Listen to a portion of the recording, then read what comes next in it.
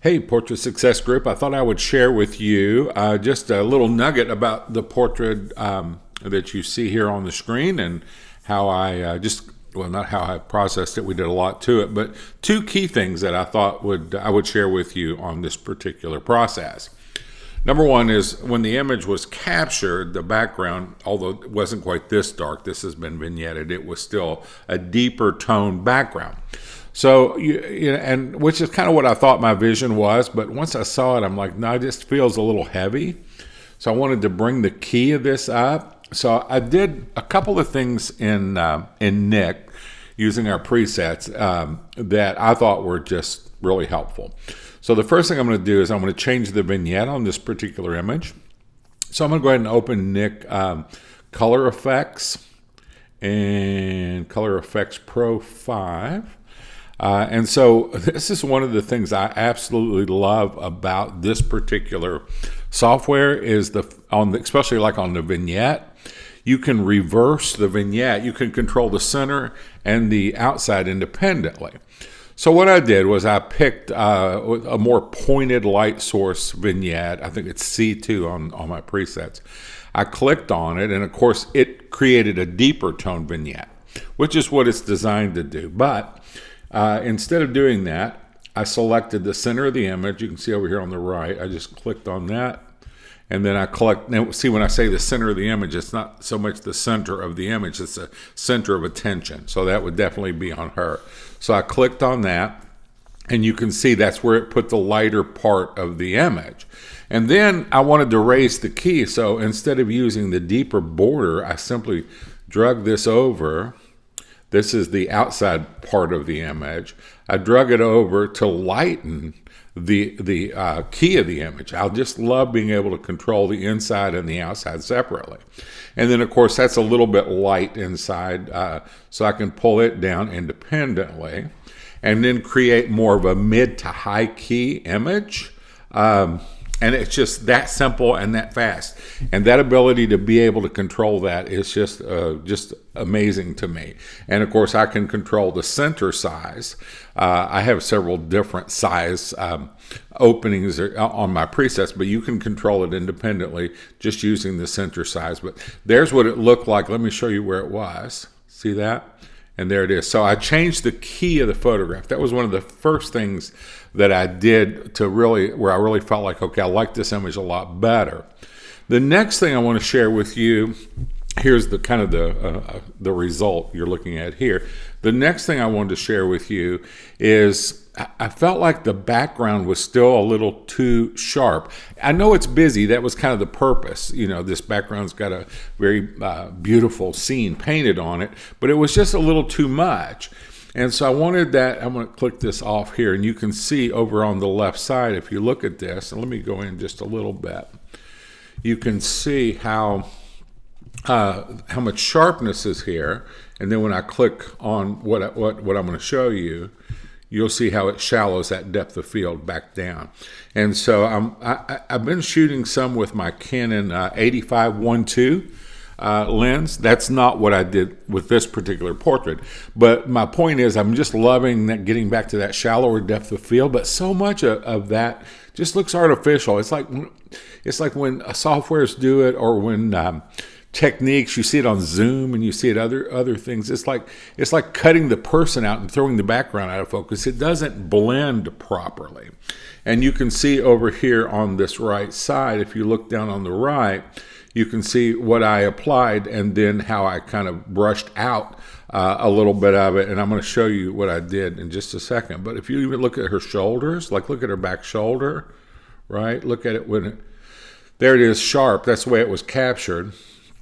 And then with what I did on the softening, you can see how it just brought that depth of field down just exactly. And you can see even on her hair back here, see what that did? And it was so simple to do. I'm going to show you what I did in Nick. So I'm going to turn this off right here. All I did was pull up Nick software. So I'm going to go to my Nick's collection and the Color Effects Pro 5. I do this for color in black and white too sometimes. So, but the effect I was looking for, shallower depth of field, was more an edge blur vignette. So what I did was I took right down here, C5. It's the Walden Edge Blur Vignette. It's at 50%. I clicked on it, right? And then just like with the other vignette, I want to place the center of this, and again, the center meaning where I want the sharper area that's going to be on her face, not so much the center of the photograph. So I'm going to click on this, and I'll come over and I'll tell it the center of interest is right here. And so I click on that. Now you're not seeing real heavy diffusion here because I have this set for most case scenarios. But if you want to see, you'll notice I have opacity at 50%. Let me pull that opacity up. And then the size, let me bring it up. And you can see, now look at how much diffusion that is, right? You can see how heavy that is. So what I really did, let me go back and click on the edge blur, take it back to where it was, reset it, place it where I want it to be. So I'm going to get my place center. There we go. Place it on her face. And then I can pull the size in or out. I think I pulled it in just a little bit more. Made that a little bit smaller because I wanted it dipping into her shoulder. I clicked apply.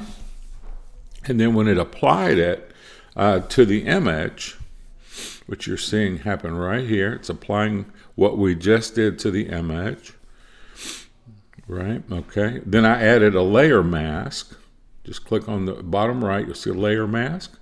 And I began to brush it away at different degrees. So I took a brush on black, and I made sure that if there was any at all around the face or in the face, I wanted to take that away. So I would take a brush, say at 100% on black, and then just make sure I don't have any in here, right? But as I start working out, and this is a soft edge brush as well, so you can see the hardness, very soft. And then I would take, say, oh gosh, just guessing here, 40%, 50%, I'm gonna hit 50, and then make that brush a little bigger and start brushing away like toward, just like I would with a shallower depth of field. And so you can see what's happening over here is I'm transitioning it out. And I'm thinking about where the various planes are. So if you're shooting with a wide aperture, your sharpness is right on her eyes and face right here. So that's where I want the sharpness. So depending on how shallow the depth of field is, how close I am, what the aperture was, it could even start falling off as quickly as into the ear and the hair. So I'm going to make sure that as I brush it, that I'm letting it go from sharp to less sharp, to lesser sharp, to a little bit softer on the edges. And I did not want the edges to look like drastically different. I didn't want it to look like just crazy out of focus. I'm going to throw this away right here, what I just did, or delete it actually. Let me do that. And then I'll show you what I actually ended up with. We'll go in here and we'll look at kind of what I felt like. Nobody looked at it and go, oh my goodness, the background's so blurry. But if you click it off, you can see the background just felt like it was a little too distracting. Again, I wanted it busy, but I wanted it controlled busy. So when I click this on, now you can see what happened to the background, and even like the back of the hair and the back of the shoulder. Click it off, you can see the back of the hair and the back of the shoulder. So I click it back on, right?